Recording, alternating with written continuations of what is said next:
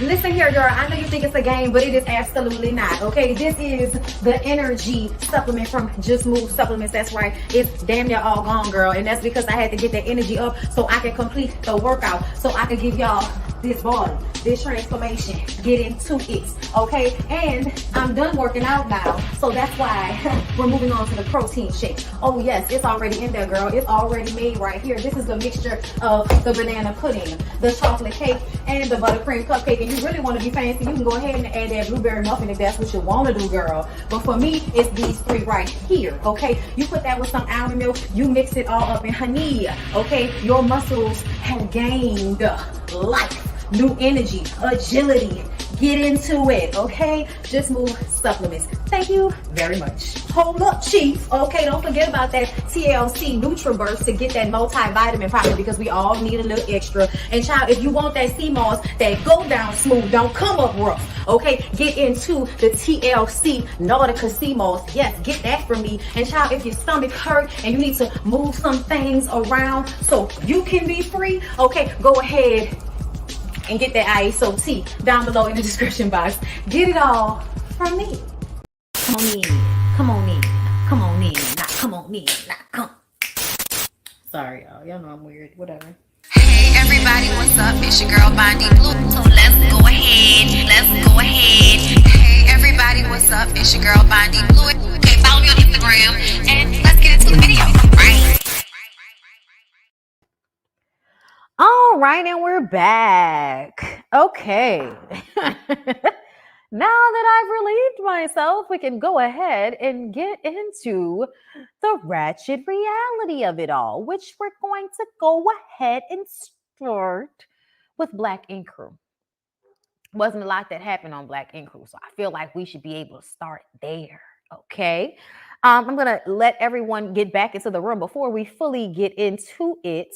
I love that Wendy had that conversation in front of the people. So my pops, I was having an emotional breakdown on my birthday, and dude said, well, as long as you're dealing with it, that's all that matters.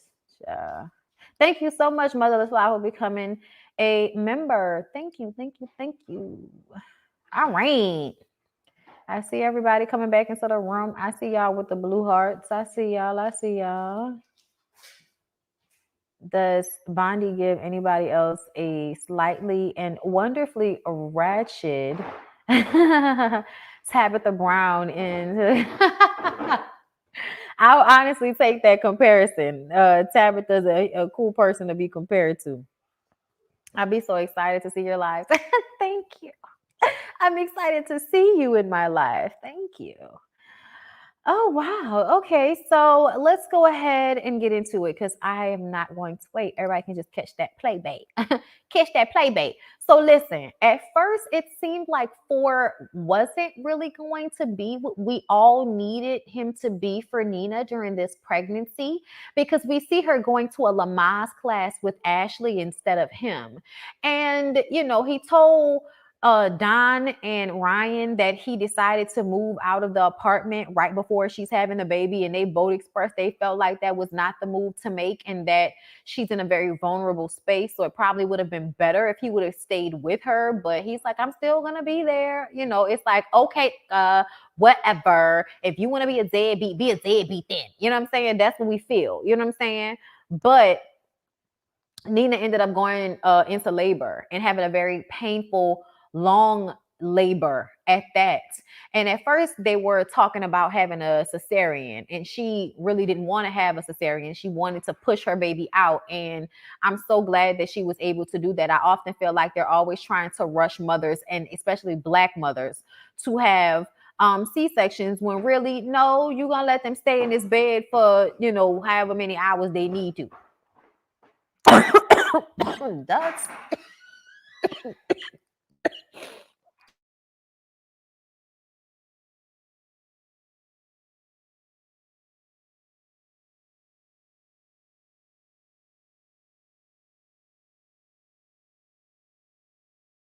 Yeah, I know we doing construction. I think that's why the dust sinuses, like, it's just a lot. Ugh, where's my fan? Sorry, y'all. Whew. Whew. Back to the notes. Okay, so she ended up having her vaginal birth, and Ford was there for her the whole time, y'all. The whole time. Rubbed her feet, rubbed her back, rubbed her head. You know what I'm saying? Slept touching her, said that he had a newfound respect for her, said that it was time for him to grow up and realize it wasn't all about him. And, he really still cares about her and all of this. And I feel like you still don't want to be with her. I just don't know when it was that you decided you didn't want to be with her, or were y'all never really together and you just got her pregnant and you were trying to see if y'all could maybe be together. But I really feel like she got pregnant way too early on. Y'all didn't even know each other like that. And that's the mistake that she and you made. So now that the relationship is not going to be happily ever after and baby makes 3, it's really going to be her and her baby daddy, and them co-parenting and trying not to kill each other as this child is growing up into adulthood. Like, that's what it's really going to be about. All of this high of, oh, I love, I appreciate, because he didn't even say he loved her. He said that he really cares for her. He was very specific with his wording, which made me feel like, yeah, this is the high from having the baby and respecting her for almost dying and going through all of that pain to bring your child into the world. We're grateful that you're having this response. But I still felt like y'all need to make sure that y'all are being adult, because this is going to be toxic as fuck, basically, is what I'm feeling. And I hate to say that and speak that over them people and their new baby, because it's a beautiful thing, but they already weren't communicating well. They weren't. So I don't know what it's going to look like moving forward. No, did anybody say that there was something wrong with the C-section, or did we just say that she didn't want to have one? People be talking about themselves and ain't nobody say nothing. Girl, okay, you can say what you want to, but C-sections take a long time to recover from. Most people shouldn't want to go through that. Like, if they have to, then fine. But nobody should be rushing women into having unnecessary surgery so that they can hurry up and push them out of a bed when they can just have their child vaginally, if you would give them the time and the space to do so. Like, that's why Black mamas are always dying in hospitals, because people are always trying to rush them out the fucking hospital and ignoring their pain and not coming to see about them in their rooms and all of this type of shit. Yeah, he rubbed her back. He rubbed her feet. Like I said, he rubbed her head. He was very much attentive to her while she was in labor the entire time. And it surprised me. But I also feel like that doesn't mean that it's fixed now, basically, just because he was there for her during the pregnancy. I mean, during the birth. I was mad that I had to have one, but I was rushed to get out the hospital. Forever on your nerves. Right. They named the baby Forever. Somebody said 6 weeks of recovery time from a C-section. A friend of mine had a C-section, and it's been like a very long process for her, not only to regain her strength and her, her ab area and the muscles to grow back together, and then to lose the weight in that area in the first place, because it takes so long for the muscles to mend, because they cut your muscles when they do that. So even though there may not be anything wrong with it, y'all, like, I just feel like it should definitely be okay to prefer to have a baby vaginally. Like, it should be the preferred way.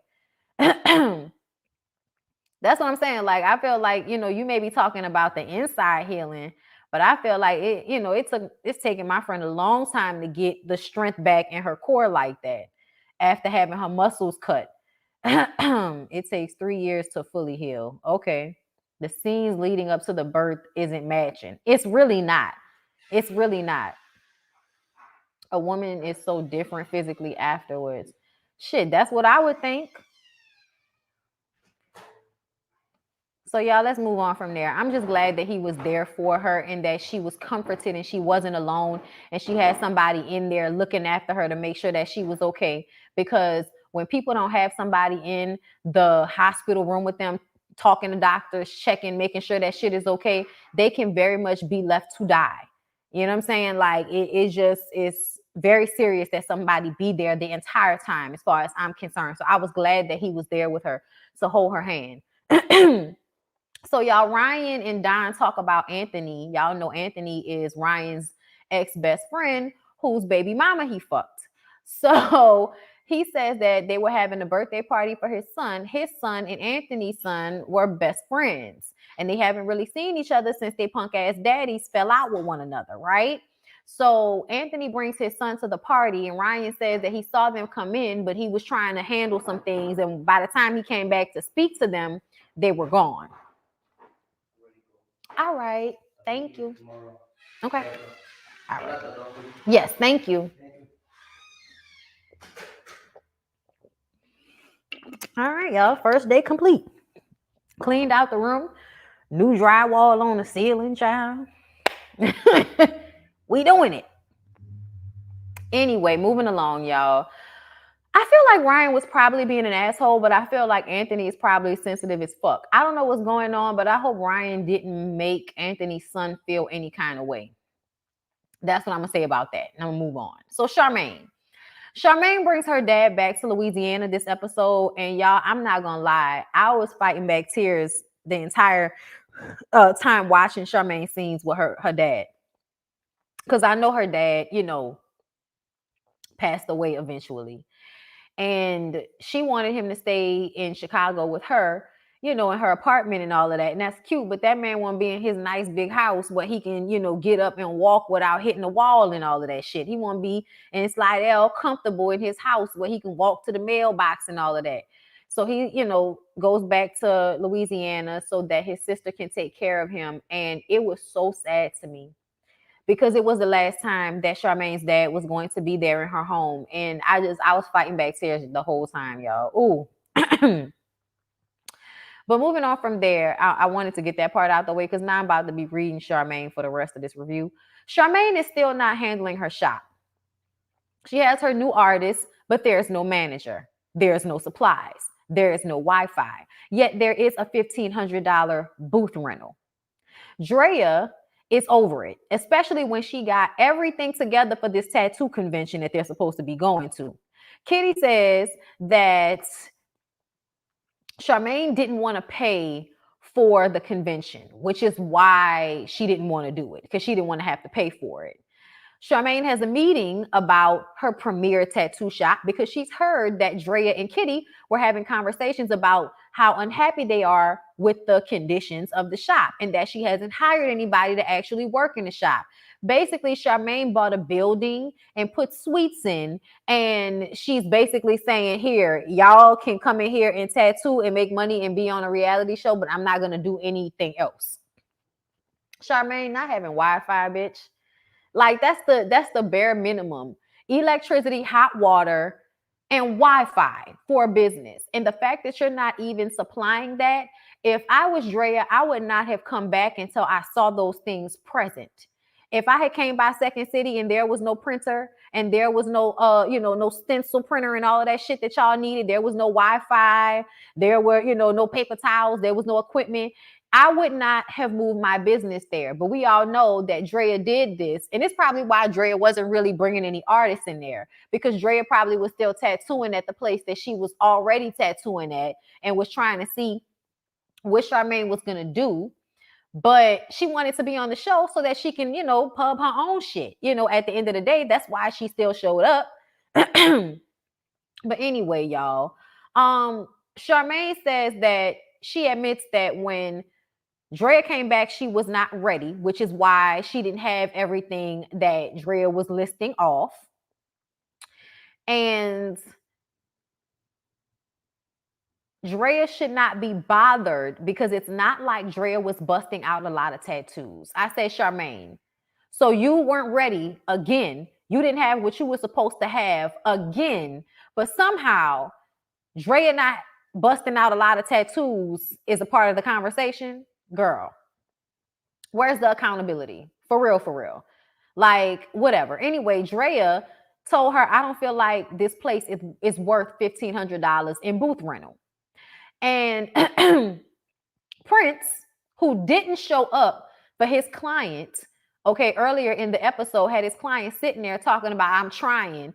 He answered his cousin, who is piercing in the shop, answered his phone calls, but wasn't answering his client's text messages when she was texting him. But you have the audacity to sit here, Prince, and tell us that this is the reason why people don't take y'all seriously as a Black female-owned tattoo shop. This is why they don't take y'all serious, because y'all panties are in a bunch.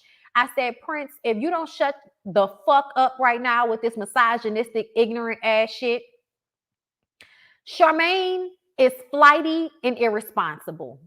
Charmaine does not know anything about running a tattoo shop, even though she worked in one and was a receptionist in one.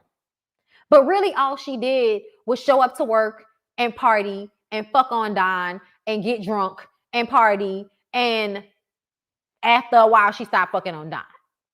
But that's all that job was. She didn't learn anything. The only reason she wanted to own a tattoo shop was to stay on this show and to rival Ryan, but not because she has a passion about tattooing or being a Black woman owning a Black-owned tattoo shop. That's not really what this is about for Charmaine, because if it was, then she would handle herself with some respect and integrity about the way she handles her business and stop using the trials and tribulations that she's going through in her life as a reason for why it's falling on the wayside. Because that's not a good enough reason for me. I'm sorry, y'all. I get it. I do. Her mom passed away, pandemic, baby. Dad gets sick, passed away, another baby. But somehow during all of this, Neek, who is your husband and is going through all of this with you, is still able to retain his business. I feel like Charmaine is using her parents as an excuse for why she hasn't been handling her business the way she was supposed to. And I'm over it. Especially when Drea can't even express her angst with her without Charmaine getting defensive. Okay? It's not worth a $1,500 booth rental. It's not. But at the same time, Drea, if you're not going to pay it, then you're just not going to pay it and you're just not going to work there. We're not going to argue about it. Okay? Charmaine, basically says that she can leave if she doesn't like the booth rental. And so homegirl get up and walk away. She's like, oh, wait, won't you clean out your booth now? And she says, girl, I'm not about to do that right now. Get out of my face with this bullshit. And she says, well, if you don't clean it out, I'll have somebody else clean it out for you. Ooh, child. Didn't mean to belch y'all in y'all ear. Sorry. Ugh, I hate that. But the kombucha, y'all, it's the kombucha. Gotta start drinking just regular water. But I feel like I be belching anyway. You just be taking in a whole lot of air when you're doing all this fucking talking. Sorry. Anyway, y'all. So Drea threatens to tear the shop up if she does. I'm like, okay, Drea. Then she and Kit start fighting. Charmaine says that Kit switched up on her when she realized that when she was coming to the shop, she wouldn't be what she thought she was. So she thought she was going to be a manager, and you brought her to be a brand manager. And then when she tries to manage shit, you tell her that you're going to handle it, and then you don't handle it. And then you turn around and say, she was supposed to have a conversation with you. And then when she called you to have the conversation, you were like, I don't have time for this conversation. Charmaine is constantly with the shoulda, coulda, wouldas. Charmaine is constantly making excuse after excuse after excuse. Charmaine does not need to be a business owner. It's annoying as fuck. And then to see next week that you're going to turn around and talk shit about Kitty to those men, you are definitely coming off as the pick-me I thought you no longer were. But the fact that you remain friends with Don and Ryan and Ford after they have all played you like a soybean burger bitch for years now, lets us know that you're a pick-me essentially. Sorry, Shar. It's the truth. So let's go ahead and move on from Black Ink Crew. But let me see what y'all are saying first before I do. This is bad business, period. Neek was an engineer and I believe built websites and shit. But ultimately, Neek sells CMOS. They have a successful CMOS business. Exactly, Bondi. Thank you. Prince was so annoying. Drea is supposed to bite her tongue because Shar is a Black woman. No, Shar needs to get her act right. Exactly. I don't know what the fuck Prince was talking about. That's why you hire an assistant. That's why you hire a manager to manage your shop. Okay, it's plenty of entrepreneurs going through the same thing all the time. No excuses concerning the business. At least not for me. Child, none of us know what a brand manager is. None of us know. You know she'll pick me for how she played cat with that Ryan situation. Oh yeah, she needs to go back to the radio. They threw her under the bus so many times. So many times. How do you hire artists and don't tell the brand manager? Can't manage a brand you know nothing about, and then blamed her for it and said she should have called her. She should have came to her with something. No, bitch. You at least have to talk to me about what you're doing in order for me to come up with ideas for what I can do. Crazy ass girl. Charmaine reminded me of why I didn't like her when the show first started. Me too. Charmaine was on Twitter last night going in on Kit. She can go in as much as she wants to, but her pregnant ass needs to pump her fucking brakes and take a chill pill. Okay? Take a fucking chill pill with your irresponsible, lame ass. Don't make me read the fuck out of you, Charmaine. Y'all know I like Kitty. But still, don't make me mad, Charmaine, because I knew girls like you too growing up. I knew girls like you too growing up. Y'all be like borderline, y'all be so book smart, but be borderline slow as fuck when it come to common sense and how y'all carry yourselves. Have no self-awareness whatsoever. Do a lot of things to be accepted and to be seen, like popping pussy on people who don't want you, making a fool out of your fucking self, being a goofy girl, and being loyal to niggas, being a pick-me, all for them niggas to play you dust and disrespect you. So yeah, I know girls like Charmaine. Anyway, girl, I ain't even mean to read you that bad. Let me go ahead and move on from there because I don't want to continue to read her this way. I have to save some ammunition for the rest of these hoes. So anyway, Love and Hip Hop Miami. Ace has a show coming up with a live band, right? Prinky has Neri and Sheila over to her house and they discuss what they have going on. And Sheila talks about Ace's show that's coming up, invites them to come out to the show. And then, Neri specifically asks what Sheila has going on. And Sheila says, oh, well, I'm working on this retreat, this, curvy conscious girl retreat that I have. And she was like, I don't want to offend you or anything, but, it's specifically, for Black women. She explains why it's Black women only, because the women expressed needing a space that was only for them so that they would not have to try and be PG around other people. What a lot of other people, and when I say other, y'all don't understand, is that we have our own set of issues with y'all motherfuckers too. To be clear, all of Black people's issues and Black women's issues specifically aren't just about our relation to white people.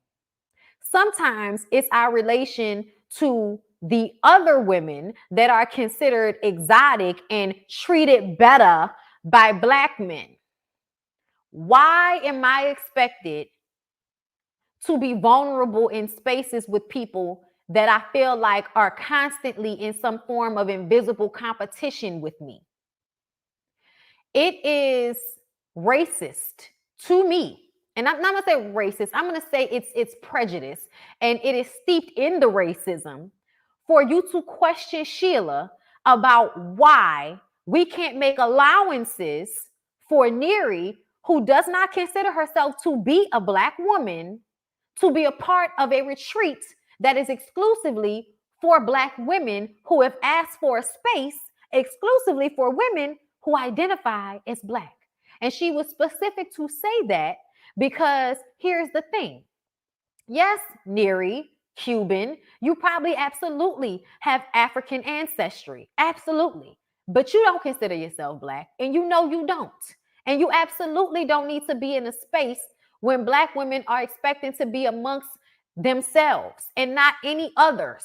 Okay? Like, I'm sorry, but the fucking audacity of you. I don't understand why you or Prinky could not. I understand why. I don't know why you couldn't. I understand why Prinky felt this way. I don't understand why Neri felt this way. But you know what that tells me? That tells me that this long time story of Black men getting in relationships with non-black women and making those non-black women feel like they can then replace black women. That's why Nori's response to Neri bringing it up was, well, you have a black husband and you've had black kids and you're Cuban, but you know she doesn't consider herself black, Nori. And somebody was talking about Nori isn't black. I said, I don't know what the fuck you looking at, but your eyes are deceiving you. Nori is absolutely black. Speaking Spanish or being Puerto Rican or being Cuban or being Dominican or being Trinidadian does not mean you are not black. It means you live in Puerto Rico, Cuba, or your ancestors are from Cuba, Puerto Rico, Trinidad. That's all that means. And guess what those ancestors come from? There was a continent called Africa that people used to ship other people from. They called them slaves. They shipped them to a whole bunch of places, including islands on their way to America. Okay? A lot of these islands were Puerto Rico, Cuba, Turks and Caicos. Fuck, the Caribbean, bitch. All of the islands were populated by African people and then colonized by the Spanish people, Spain, Ireland, England, not Ireland, but England. Okay, England, Dutch, German. I'm trying to think of other because a lot of them like to colonize, but specifically English people, Dutch people, Portuguese people. Really like to sell black people into slavery, based on the history. Okay, so when people, yes, I said the Portuguese, yes. So, and they were specific, like King Leopold's ghost pissed me the fuck off, but y'all got to read books. Anyway, so at the end of the day, France, yes, of course, I'm from New Orleans. I know all about France, okay? Because we were colonized by the French, which is why we are Creole, okay? I'm aware. I'm not going to name every place, y'all, but I appreciate y'all naming them for me. Okay. But here's the thing. Yes, Christina Milian is a Cuban descent. She also points out the fact that she's Afro-Latina. At least I ain't never thought Christina Milian was nothing other than a light-skinned black girl. So that's the funny part for me. I wouldn't look at Neri and feel that way. I look at Neri and see 100%, light-skinned Cuban, Latina, probably don't, even if they did have a black grandmama don't want to be considered black. Okay, because that's something in their culture too. A lot of the Caribbean culture is to, not be black just because, you have one parent that's not black, or because you've been watered down as far as like having babies with white people and and all of that type of shit. Because y'all be feeling like y'all not black just because y'all not, like us. When really, y'all really do be just like us. But y'all were just colonialized by different people. But whatever, like the Dominicans don't think they black. And it's just like, child, I wish somebody would tell the pigment in your skin that. Okay. But anyway, my point still remains that Nori and Neri are very like a problematic trope in the black community. You're interracial, okay? Real nigga shit. You're an interracial couple. And because the man is black, that all of a sudden means that the black woman can be erased. And now whoever he's with is considered, I guess, a black woman because she's with him. Get the fuck out of here. If I have children and marry a Cuban man, that does not make me Cuban. So just like it doesn't make Neri Puerto Rican, I don't understand why it means that she should be able to be included on something that is specifically for African American women or for black women when you don't ask to be in the Puerto Rican People's Club. You don't ask to be in some, some other ethnicities club. You don't ask to be a part of their shit. Why are you putting the onus on Sheila? That was so weird to me. And the fact that Princess included, proceeded to act as if Sheila was being rude or weird by stating that, you know, the event was for Black women only. Like, I'm sorry, ma'am. You asked me what I had going on. Was I supposed to lie so that I didn't, you know, I didn't have to invite you? Like, no, I didn't invite you. You asked, you was like, oh, so I can't come. And I was like, well, you know, I'm sorry. I don't want to hurt your feelings, but, you know, it's very important to have integrity in my business. And I have told the women who support me that this is a Black women's only space. Because before, we tried to have allies in. And I bet you it caused some type of discourse, because it always does. Because whenever Black women are talking about their experience or talking about how we perceive the world, there's always an other in the room that wants to raise their hand to argue with us about our experience. And nobody wants to fucking argue with you about our experience, because it's our experience. You can't argue with it. So what you're doing now is making us uncomfortable in doing what y'all always do, which is feel as if you can impede and invade on our space and our experience. Fuck you. Like, I'm sorry. Fuck you. Like, go and have your own space. Princess, why don't you create a space for the parents of biracial kids, so that y'all can have a support system, so you can stop fucking crying about your mama's disconnection from your Blackness? Because that's what this is about for you. This ain't got nothing to do with Sheila and Neri.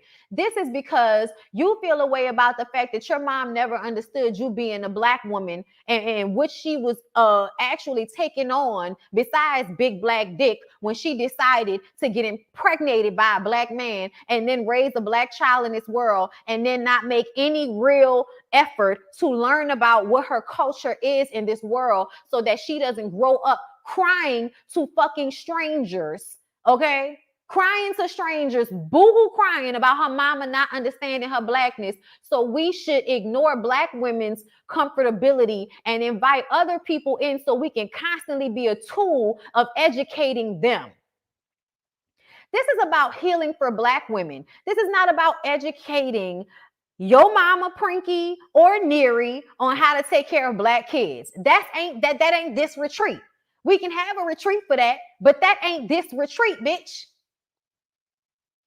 Princess gives me, I'm not Black, I'm mixed.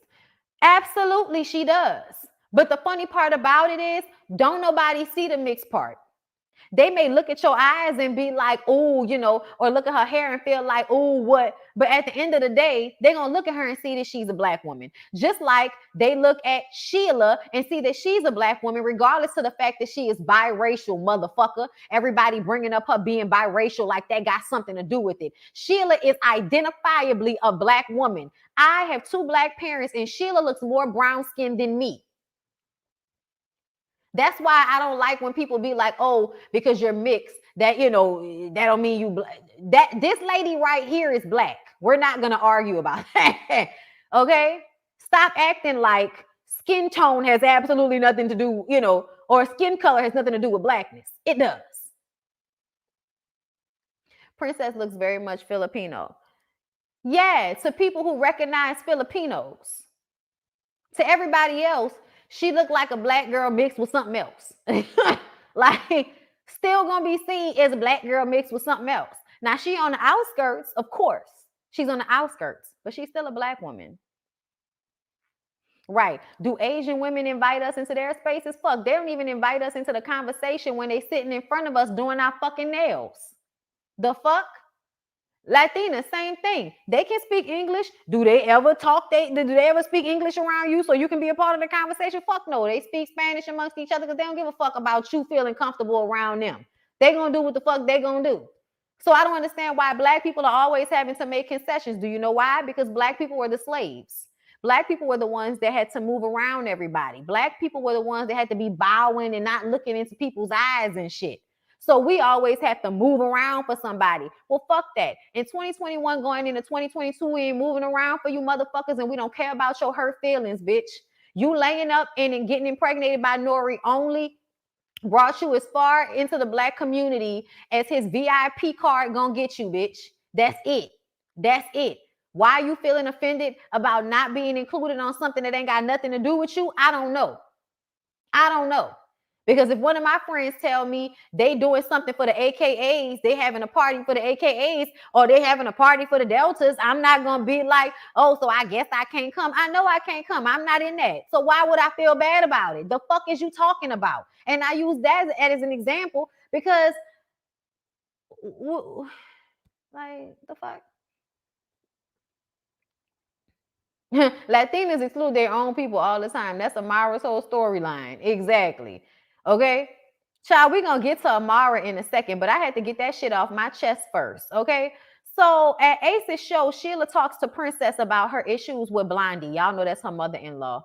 And Princess definitely should understand where she's coming from, considering all the issues she didn't have with Sonya Norwood, who don't see it for her. But they apologize, her and Blondie, and say that they can move forward and make it work.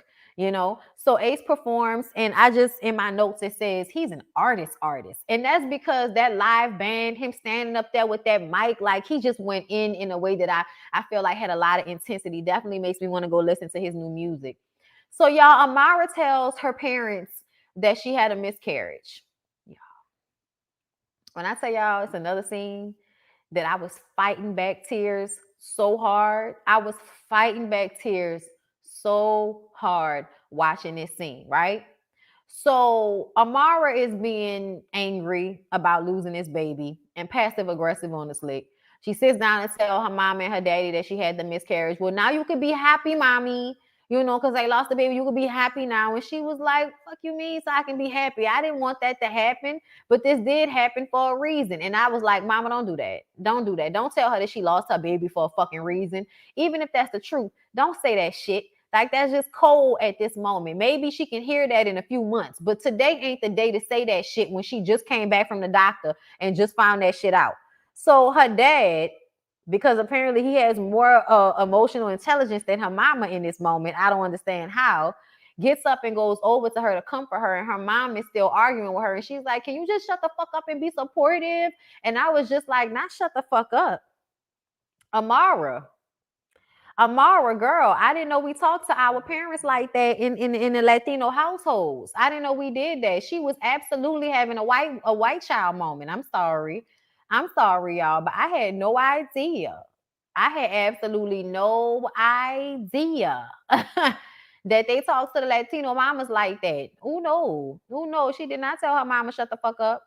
Okay. Listen, that daddy need a place to stay. He's working. Absolutely. But he told her he was gonna move. I'm waiting for him to move.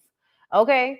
But the mama snapped in, she tapped in eventually because Amara got upset and ran outside. And then her mama ran out there and told her, I understand where you're coming from. I lost babies too. She said I had a miscarriage and couldn't have a baby for 6 years when I was trying until I finally had you. And you have always been the greatest blessing of my life. And when she was telling her that, they were both crying. And y'all, I ain't gonna lie, like I was in this bitch, like not in the throat, trying not, tearing up and everything, trying not to cry because I know how bad Amara wants to have a baby. And I know that she wants to feel supported in that. But I also feel like Amara just doesn't seem healthy to me right now. I don't know what's going on with her. But she just doesn't seem healthy to me right now. And I just want Amara to be happy and healthy before she brings a child into this world. And I don't feel like that relationship with Alan is conducive to that at all. But we're gonna go ahead and move on from that. So Amara meets up with Princess and Neri to talk about how Sheila isn't uplifting all of the minorities by not making an exception and inviting her to the retreat. Amara says that Sheila did an egg live 3 years ago when the show first came on, talking about how she wasn't a real representation of a Black woman because she wore contacts and airbrushed her skin. And I was just kind of like, well, people wear airbrush makeup all the time. The fuck that got to do with the price of tea in China? And then also, I felt like, well, at the end of the day, Amara, that was 3 years ago. What the fuck that got to do with what we talking about right now? Okay, that doesn't have anything to do with what we're talking about right now. And I think that Amara made this about what Sheila said 3 years ago about her. Okay. Princess says that she shouldn't exclude Neri because she may learn a lot about her black kids from these black women. And I feel like that is Nori's responsibility as her husband to expose her to the black women that can help her understand her black children. And this damn sure shouldn't have been the first time she was trying to do that. The fuck out of here talking about maybe I could have learned something. Nobody give a fuck about if you could learn something. Don't nobody give a fuck if you can learn something. This is not about you and you learn. And that's the thing people don't understand. When black women say they want a space for themselves, it means not having to consider your feelings because it's not about you. It's not about you and your growth. It's about black women and their growth. Oh my God. I want to go to her retreat. Anyway, so they are making the argument that Neri is Cuban and can be perceived as black, which really annoyed me. And I didn't even like the fact that they did that because Neri knows she doesn't consider herself black. So don't fucking do that. However, Sheila says this is for women who identify as black. Okay. This retreat is about black women, not them being a tool for you to learn our ways, basically. And Princess needs to make a retreat for the parents of biracial children. That's my note. So Neri and Princess have another conversation with Sheila at the juice bar later on. Neri and Princess both need more clarity on why Sheila is excluding other people from her retreat for black women. Really, you need more clarity than it's for black women? You need more clarity than that? Sheila says she understands how people can feel like being pro-black is anti-white. I mean, or anti anything else, but it's not. Being pro-black is being pro-black. It is because white supremacy is anti everybody else. Y'all think that whenever people have love or culture of love of their own culture, or love of their own people, or want to be around their own people, especially when it's black people, y'all make us feel like we're doing something wrong by not wanting to include other people. But you don't do that to Mexican people. You don't do that to Asian people. Y'all actually allow them to have their own communities inside of full fucking cities. Y'all allow people to have, the Vietnamese people out here have their own little area. The Mexican people out here and took over mid city. You know what I'm saying? So I don't understand why it is that everybody is allowed to have their spaces where they can congregate and all be together without anybody coming in making them feel bad for doing so. But when black people do it, everybody wants to question us about why we feel the need to do that. Because everybody feels the need to come together and commiserate with people who understand where they're coming from in their very specific experience, especially being a black person in this country. It is a very specific experience, okay? And being a minority does not mean you 100% get it. It just doesn't, okay? So at the end of the day, if somebody says, I am a businesswoman and I do retreats for black women, then that's who I do retreats for. I don't do retreats so that I can lie to the black women I've told it will be black women only so that I can make exceptions for Neri because she's Prinky's friend. I don't give a fuck if she's your friend. She's not considered a black woman. She cannot come. She should not have invited herself. There was no reason to feel any type of way. And Princess, cry to your mama about her disconnection from who you are as a black woman because that was her fault. Okay? Cry to her about it. Y'all, let's move on to Trina. Okay, child, I'm so tired of people. People are still afraid we're plotting some type of rebellion. She act like she said, the hate Latinas. Right. Like, I don't even understand what the problem is. If we block them, who will they steal from? The way these two non-black women attack Sheila for wanting black women to have their space pissed me off. Karen move. I don't want to call Prink a non-black woman. I just don't. Because I feel like when I look at Prink, I see a black woman with slanted eyes. Like I know everybody wants to separate her from her blackness, but I just refuse to do that because that's not what I see when I look at her. She can feel however she wants to feel, but that doesn't matter when I look at her. Anyway, this is because blackness is like whiteness. It doesn't feel attached to a culture in the way Asian culture is apparent or Hispanic culture is apparent. I don't agree with that. I don't agree with that. I don't feel like you can say blackness isn't attached to culture, because blackness created jazz, blackness created rap, blackness created blues. There are a lot of things that our specific experience as black people in the middle of strife and racial persecution in this country, we created. White people don't have a culture because their shit is based off of creating the oneness of whiteness so that they can make it okay to enslave us. That does not mean that we don't have a culture, because blackness isn't limited to one ethnicity. Y'all are confusing how, see, that's the thing about racism though. Blackness is something outside of ethnicity. Mexican, Cuban, all of that is an ethnicity. Blackness is over that, because there are different ethnicities there that are black. But I feel like we do have a lot of things in common. I feel like a lot of black people's culture is African culture, but remixed. And people may not always recognize it or see it, but I do. And people also like to be high strung and create comparisons as if blackness in other places is better than blackness in America. And because I've noticed a lot of, oh, the Caribbean black people are better, the African black people are better. It's all bullshit. You know why it's all bullshit? Because racism has affected us in every corner of on every corner of this earth. Racism has affected us. Whether you live in a country that is poor because of racism, or you live in a country where you deal with the brutalization of racism, you still have been affected.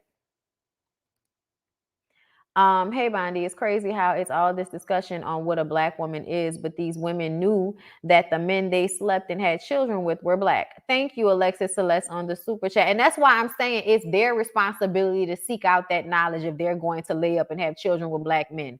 Because a lot of the times it seems like that's what we be talking about. It's all good when it's about nanny boo boo, I'm fucking your man or your men. You know what I'm saying? Nanny boo boo. The black men treat the Latinas better. You know what I'm saying? Nanny boo boo. Like, it's all good until you have children who are asking you to help them and aid them in their identity. And because you don't fit into their identity and you haven't really learned a way to articulate that to them, you don't know how to relate to them. And it's because y'all don't think any further than nanny boo boo, I'm fucking on a black man. That's your problem, not ours. Okay? That is your problem, not ours. It's really not, okay? It's really not. Black women are responsible for their own growth. Stop trying to put everybody else's troubles and weights on our shoulders as if it's for us. So y'all, let's move on from there. Trina and family spend some time together trying to decompress after the verses. They out on the island having a little nice time outside, eating, dancing, joking, playing games, just trying to decompress. Everyone is praising Trina and giving her flowers. I mean, you just came off the verses in 20 years in the game. I don't understand why this was so weird. But Trina, her spidey senses were tingling, and then Joy brings out a woman who's a pastor who, tells Trina that God told her to come to talk to her and tell her that everything she's been going through in her life will have some resolve, and she will have peace. I don't believe that lady said there will be no more pain. I believe that lady said you will find peace based off of what I heard her say. So after Trina listens to what the lady says, Trina says that, I mean, honestly, she started going off, but she says she doesn't live her life in pain, but pain is losing her mom. And no God, no prophet, nobody is gonna make me feel any differently about my mom. Okay. And nobody should have brought up my mom. And people want to say, oh, Trina's depressed and she's doing this or doing that and all of that. But y'all needn't worry about that. Y'all don't need to say nothing. I don't like no surprise. I don't like these shenanigans. And y'all not about to tell me about my mom. My mom is off limits. And before they can even say anything to her, she then sped up, blew up, and walked the fuck off. And then went off on Joy. That's why I'm talking about you, Joy. What you did. This ain't cool. Da, da, da, da. Let me tell y'all something. Y'all listening? Let me tell you something.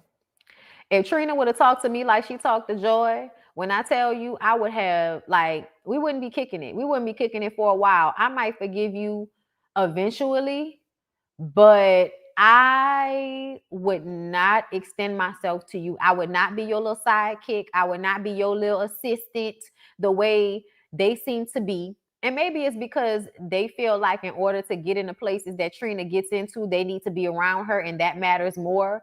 But I would take myself out of Trina's life if she continued to talk to me like that, because you're a spoiled ass brat. This has something to do with your mom, but more so has something to do with the way you feel like you should be able to treat people like shit. And because you're Trina, the baddest bitch, it should just be accepted and dealt with. That is a problem. That is a problem for you to think that you can talk to people, blow up, and then run off as if somebody did something to you. You disrespected that pastor lady. You disrespected your family when they were trying to aid you in doing something to help yourself. Bitch, you passed out on the way to get a fucking massage. I ain't never seen nobody stressed out on the day they supposed to be relaxing. That's because you have all of this stress in your body. Talking about, I'm not gonna rest. You rest when you dead. Bitch, you sound crazy. You was damn sure resting when your ass wasn't putting out no hits in 2007, 8, 9, 10, 11. You might have had one or two hits here and there, but there was a minute where you absolutely was on motherfucking ice. You need to go and take a break and collect yourself, because the way you act, the way you scream on people, the way you go off is unacceptable. And the only reason people around you allow you to do it is because everybody is a fucking yes man. Everybody's a yes man. Your man is a yes man. Your cousins are yes men. Your managements are yes men. I don't even know if you have any real friends that aren't yes men. But you need therapy and you need some fucking help. And let me impart this wisdom on you as somebody that's younger than you, but that has absolutely lost a parent that I love deeply, that I cry about often, that I was trying not to cry about this morning. No, the pain from the loss never really goes away. It doesn't. But the older I get, the more I realize that my daddy did everything he was supposed to do. He raised me. He loved me. He gave me the best of himself. And when I handle things in my life like an adult, with responsibility, with integrity, and I handle myself the way I do, I know it's because of what he gave me. I know it is him. And I know that he's somewhere feeling good in his spirit, because that is all that is left. Okay? Feeling good because he knows that his life's work, which were his children, was a successful work done. Not only because he was a good father and I came out good, but because I give so much of the wisdom that he gave to me to people that he will never meet, that people he has no idea about. I told my mama this the other day because she was feeling bad, and I told my mama, I said, let me tell you something, mama. I said, it don't matter how nobody else feel about you. You and daddy being the type of people that y'all were, good enough for your daughter at a very young age to recognize that her people not only made sacrifices, but they sacrificed the type of people that they were for you, meaning they showed you a good example. Okay? They showed you a good example. They didn't just tell you what to do. They showed you some shit. You know what I'm saying? You never have to feel like you didn't do your job or you weren't a good parent, because the love and the good things that you poured into me, I pour into people, and people are affected positively by that. You will forever live, no matter what. No matter if you are here or not. And I can cry about that. I can be mad some days that I can't have conversations with my dad. And I can also sometimes brace myself and be way more patient with my mom than I otherwise would, because I know there's going to be a time period when I'm going to wish she was calling me a million times during the fucking live to aggravate me. So I am patient because I know that there's going to be a time where I'm going to miss her, because that's the way this life is supposed to go.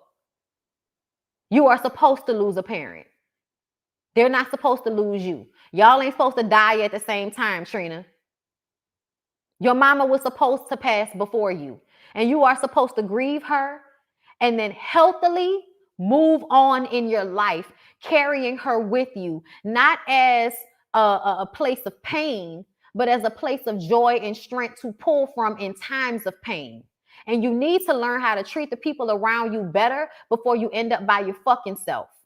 You saying that you don't have no other drive in your life besides your mom is ridiculous, because you're out here driving yourself into a fucking early grave with how much you working, so you don't have to deal with how you're really feeling.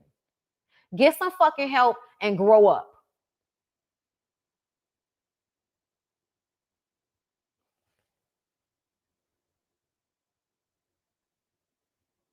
So yeah. Okay, listen.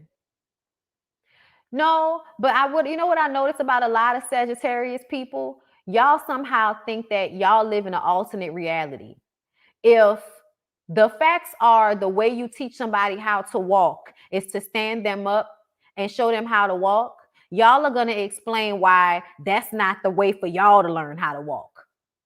That's what y'all gonna be like, but that's not me, but I'm different. That's what y'all gonna do. That's what Sagittarius people do. They feel like they don't have to follow like the regular rules of life or common sense because they don't want to, but they give the reason that I'm so different. That's what y'all do.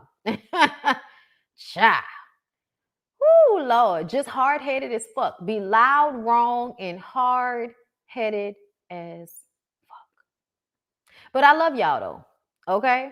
Losing my father made a constant motivator. And losing mine made me assume the role of adult quickly.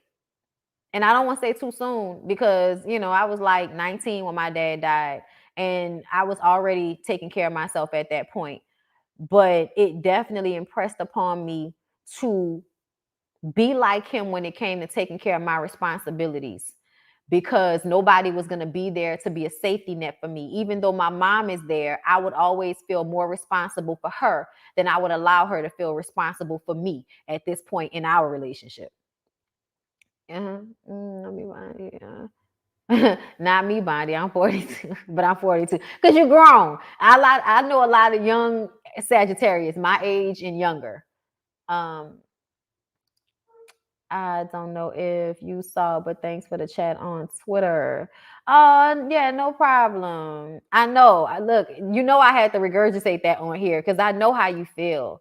You know what I'm saying? But I feel so strongly, y'all, that you cannot let debts in your life negatively affect you, especially once you become an adult, because at the end of the day, y'all, we supposed to lose our parents. That's the reason why life has meaning, is because it doesn't last forever.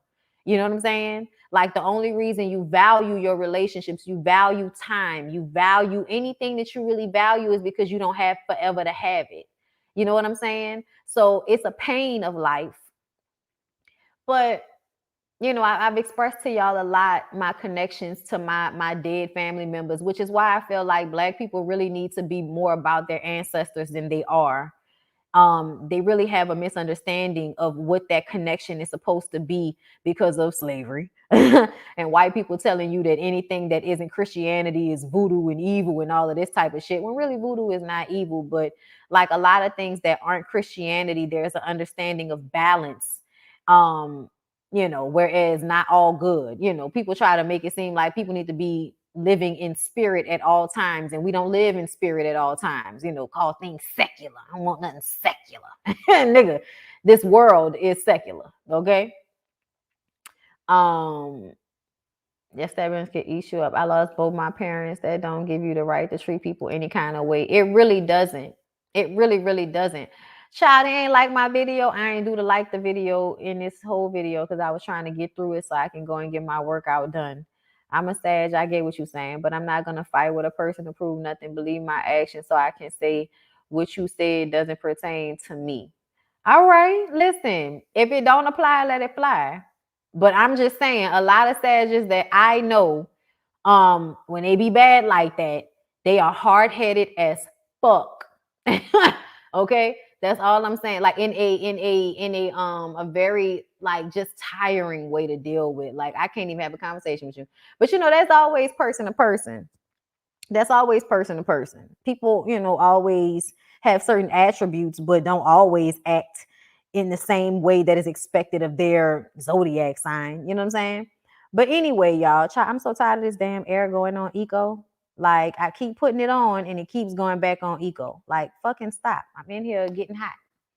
But African spirituality was is good, but has been demonized by the colonizers. And Black people regurgitate that same fucked up mindset, which is why they have such an unhealthy relationship with the dead, and which is why they have such a bad relationship. Well, have such a hard time with deaths in their families, is because they don't understand that death really isn't the end. They don't understand that if you are open and you are, I feel like talking to them, saying their name, referencing them, doing things they like to do, just showing reverence to who they were as people, I feel like they stay with you for sure. You always miss people, but I feel like my people have definitely stayed with me in a way that has benefited me, more so than taken away from me. And I think that's important for people to realize, so that they stop allowing death to crush them, because it's not supposed to. It's really not supposed to. Remember that when they leave, they still be there. You know what I'm saying? Yeah, I have dreams. I have dreams all the time. I have dreams of my dad, from time to time, that definitely makes me feel like he's always still with me. There are moments when I think of him out of nowhere. Times I smell my grandfather. My grandfather been dead since I was 6. There have always been times when I feel like the dead in my family have very much let me know that they're with me. um Even more so when I think about my life period, I have a strong constitution and a sense of self, and I think it comes from my connection with my ancestors and with the people who came before me and who made a way for me and who raised me and who poured into me, even those that I never met. I feel they hold me up strongly, and because of that, I don't have that type of relationship with death the way people do. You know what I'm saying? Like, trust me, I am so not looking forward to the day that they're gonna be peeling me off the ground because my mom, is gone. But at the same time, I would hope she would come to me in my dreams. And I don't know. Me and my mama have such a connection. I don't even feel like death could take my mama from me. Not really. You know what I'm saying? So y'all just have to change how y'all look at things and how y'all really understand what's happening versus just always what you're feeling and the pain of it. You know what I'm saying? I am so connected to spirit that I can feel them, and it scares my mom. Listen, it's a real thing. People think it's not real, but I think it's absolutely a real thing. But it's something that people don't exactly understand how to articulate either. Come on with your ancestors' altar. I felt so heavy today. This came right on time. Thank you. Man, my pleasure. My pleasure. A lot of Black Christian worship practices derive from West African spiritual traditions, whether folks admit it or not. Shouting, water rituals, consecration, etc. Really. And, the dancing, the praise dancing of it all. You ain't never seen no white people liturgical dance. Black people, the ones that brought dancing to church. You know why? Because in Africa, that was the way we would deal with our feelings. Like, we would have drum circles and they would play and you would dance and beat your feet to the ground until that shit was out your system. You know what I'm saying? Like, it was a form of therapy for us, a form of spiritual connection as well. Like, a lot of the things we did had multiple, uses and meanings for them. And they really took a lot of shit away from us. And I think we still do it in different ways. We find ways to do things that we did in Africa that we just don't even remember, but it's so a part of our DNA and who we are as a people that it finds a way back to us. I truly believe that. Thank you for the super chat, the panda. Hey, Bonde. Nope, they just crossed. They just crossed to the party on the other side and wait for cross over to the other side and wait for us to join them. That's what it feels like for me. That's what it feels like for me. Thank you, Enrique, for the super chat. Unique child reading shit all fucked up. Unique. Thank you, Unique. Thank you, Panda. All right, y'all. Let me go so I can work out. I love y'all. I appreciate the conversation. I hope y'all had a good time today. And y'all look for me tomorrow because we're gonna do what we're gonna do tomorrow. Tomorrow is Wednesday. We might do a BondyBlue show tomorrow. Yeah, we'll do a BondyBlue show tomorrow, and then Thursday I'll do the scripted TV shows, and I'll do a little bit of Insecure, All American Queens, games people play, and Sisters. Hopefully, we can keep that video to an hour and 30 minutes. All right, y'all. Hope to see y'all tomorrow, and y'all be cool by the pool pool.